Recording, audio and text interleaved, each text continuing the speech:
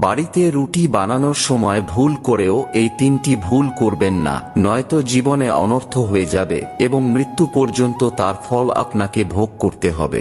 জানার আগে হে প্রভু রাম, যারা লাইক করে কমেন্টে জয় শ্রী রাম লিখছে তাদের সকল দুঃখ কষ্ট থেকে তুমি তাদের রক্ষা করো।